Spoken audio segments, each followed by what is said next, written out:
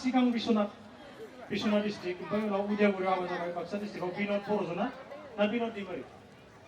बिन'द बर' master BSc बिथाङा बे गणेश फुजायाव 2,000 रां दान बावदों सासे जाखांफुनाय इउटिउबार आरो रिल्स मेकार रिल्स बानायो बिथाङा रिल्स फैसा जे बहुत मा बिजनेस दं निजेनि पात्ता मोना दखानाव थाङो आं बेनाव गेजेर बहुदता बिजनेस ना मार तेल बिराद बुद्धि दं बेनाव मार बुद्धि दं बिराद फैसा दं आरो मार फैसा दं पात्ता मोना इजों आंनिख्रुइ बांसिन दं फैसाया दं एसे बुंना ला गावनि सोमोन्दै गिबियावनो बयखौबो खुलुमनाय बावहरनाय थाबाय बिखायासो धब मावग्रोदों स्टेज बिदि प्रग्राम खालामफेराखै खालामदोंमोन आवगोलो कलेजफोरावबो सम खालामदोंमोन ओमफ्राय उनाव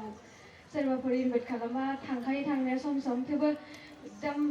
बे गिनायखौ सामलायनानै आरोना गियोलै सार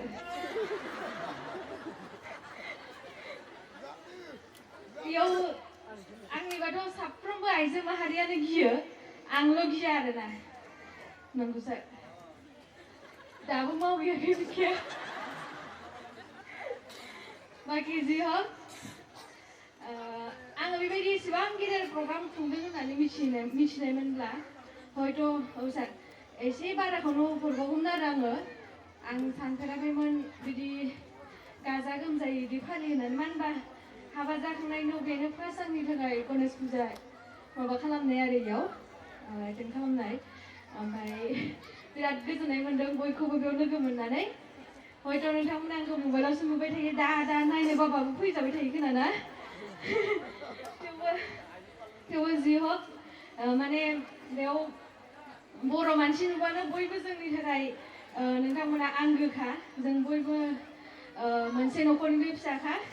बेनिखायनो जेरावनोखि बर' फिसा प्रग्रामानो जाथों मानो आं जेब्लायबो बेवहाय दान हरनो माने सिगांग्रो जायो बेयावल' नङा जायखिजाया जेरावखि जाया प्रग्रामफोर खुङा मानो आंनिफ्राय जिखिनि खामायो बेनिफ्राय एसेबाबो आङो बयनिबो थाखाय दान हरो आरो बेखिनि ओरैनोथ' आंनाव बिदि जेबो टेलेन्ट गैया नोंथांमोना जेरैबायदि माने आंखौ सानो टेलेन्टेड होननानै नोंथांमोन बायदिनो आंबो सासे साधारन मानसिसो ओमफ्राय बिनि गेजेरावनो दा आङो बुंगोन जायखिजाया जोङो मावा मानो जिबनाव गोसो होथाबनानै मेलेम बाउसोमनानै जुदि मावो अब्ला बेखौ साक्सेस जानायाव नोंथांमोनखौ रावखौबो होबथानो हाया दिनैयाव हयथ' आं दिनै जिखिनि लेभेलाव मोनफैबाय नोंथांमोना बयबो नुखादों खिजानि आंनि न'खर गैयामोन न'खर फसंबाय आं बुंनो थांला आंनि जारिमिनखौ बयनियावबो जारिमिन थाखायो जिहेतु थेवबो आं बेखौल' बुंगोन दुखु दाहानि गेजेरजों सौसि जिहेतु थांखि लागोन बेखौ मावफुंनायासो जोंनि साक्सेसखौ मोनहोखायो बेखिनियानो बाखि जिखिनि मावा मानो नोंथांमोना गोसो होथाबनानै मावलांबाय था सानसे साक्सेसखौ मोनगोन ओमफ्राय सारा सोंदों आंखौ मा बिजनेस मावो बिजनेसानो आंना दखान खुलिदों आङो बे सानैनो थारमोन आरो स्ट'रा रुमा बेनिफ्राय बेजों लोगोसे आङो माने दख'नानि बिजनेस खालामो मोजां माने कालेक्सन फैबाथाय आङो लाबोयो स्ट'राव आरो नोंथांमोनजों शेयार खालामलायो नोंथांमोना फसायोबा लायो स' नोंथांमोननि बिनि थाखायनो नोंथांमोननि फसायनायनि थाखायनो हयथ' आङो बे स्टेजआव दिनै गाखोनो मोनदों आरोना आरो बेजों लोगोसे आंना मोनथामसो चेनेल दं इउटुबजों लोगोसे ससियेल मिडिया जेनेबा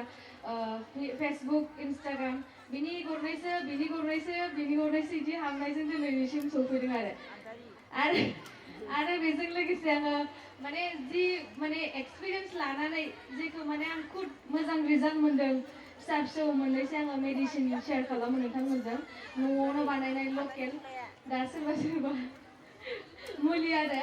ओमफ्राय बेखौथ' मिथिखायोआनो बांसिनानो गतिके आंनियाव नोंथांमोना निसय मोननो हागोन आरो बेनि मोजां फाहामथायखौ आरो बेयाव आङो एक्सपिरियेन्स लाखानाय जिहेतु बेखौनो आं भिडिअ शेयार खालामबाय दे बेखौ बारा शेयार खालामला बाखि बेखिनियानोमोन नोंथांमोननि समखौ आङो बारा लाला ओमफ्राय आंखौ बेयाव जौस्राङाव फैहोनायनि थाखाय कमिटिनि साफ्रोमबो बिथांमोनखौ आंनि गोसो गोरबोनिफ्राय हामलायनाय बावहरनाय थाबाय आरो साफ्रोमबो रायजो राजा आइ आफा बिदा फंबायमोना लैलोब फैनानै नायफैनायनि थाखायबो आंनि गोसो गोरबोनिफ्राय साबायखर बावनाय थाबाय एसेनोसै गोजोन्थों जोबोद जोबोद साबायखर थाबाय मिनति